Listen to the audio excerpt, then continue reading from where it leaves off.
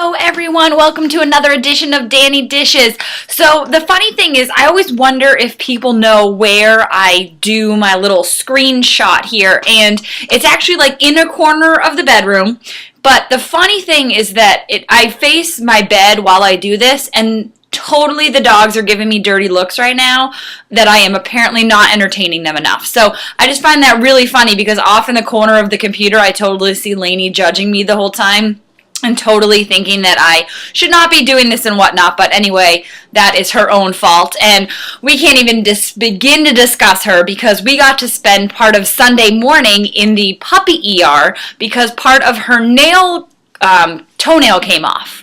And $200 later, she is back in a cone when we are not near her, and when she goes outside, she has to wear an old IV bag as a glove. And she makes this like clomping sound, which is really humorous to us, but not humorous to her whatsoever. So this is going to be a long couple weeks until that nail grows back. But thankfully it wasn't anything too outrageous, and she's overall in really good health. She just sounds like a clomping horse now, and it's humorous for the rest of us. The other thing I wanted to point out was that I can't even believe that Dani Dishes has been around for over a year. I had done one on like April 1st, 2013, and then forgot it for a month and kind of, I think, got distracted by the Boston Marathon last year, and then started it again like May 1st of 2013. So it's really been over a year, and I cannot even believe it. So thank you all so much for tuning in every week just to hear me ramble on about what's going on in life. I started this, honestly, because I hate my voice, and this was giving me a reason to kind of work through that. Only halfway, because I hate watching them, and I hate when other people watch them when I'm around. So we're still working on that like a year later. But sometimes there's topics that you want to touch on that just don't feel right writing about, or it's just easier to kind of ramble on about it, or kind of couple different things. So it's been a lot easier, and you can watch me ugly cry, which clearly doesn't happen when you're reading a piece. So thank you for witnessing that ridiculousness that's happened multiple times now. But it was interesting. So this past week obviously has been after the 2 marathons, and I took it off from working out, which dropped me on my Fitbit list to like 52nd, which was not okay. Girl takes a week off, and all of a sudden I'm like out of contention completely. I was like number 2, and then I flew down to 52nd, so that has started to change. But I was noticing that I was really having that post-race blues. And I always thought that people like made that up, like, oh, okay, you're really that upset after a race is over. But I was. I mean, you spend so much time looking forward to this. I mean, we started training as a group and fundraising back in December.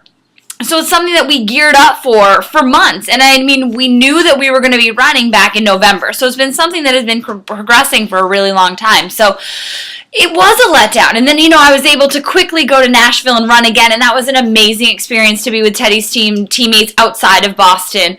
But then I came home, and it was like, the races are over.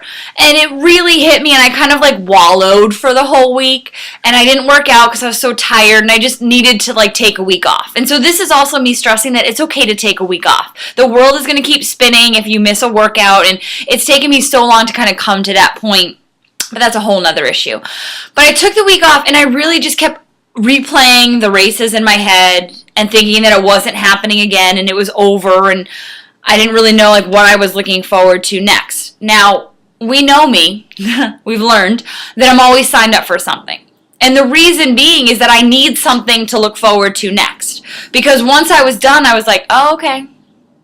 All right, so now I know that I have a half marathon at the end of the month. I have a couple 5Ks this month, and we have that little half Ironman looming in September that I have to kind of get my act together about.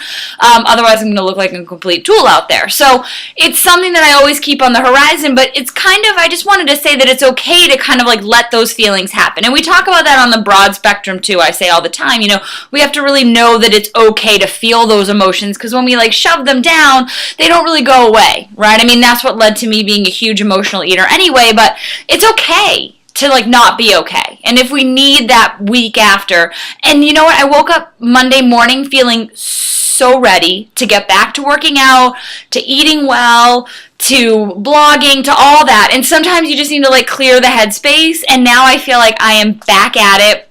I'm ready to train for the next thing. I've got some 5Ks coming up. And we have that little virtual 5K if you want to take part. So again, Strides Against Stroke virtual 5K is happening. Registration closes out May 18th. I'll attach the link again. May is Stroke Awareness Month, National Stroke Awareness Month. And so I want to try to raise as much awareness and funds as I can this month to make sure that we are fighting stroke as best we can. So if you want to take part, again, I'll have the link at the bottom of this message. But otherwise, have an amazing week. I'm hoping it's as nice weather everywhere that is here in Boston, because that is also lifting everyone's spirits. All right, so have a good week.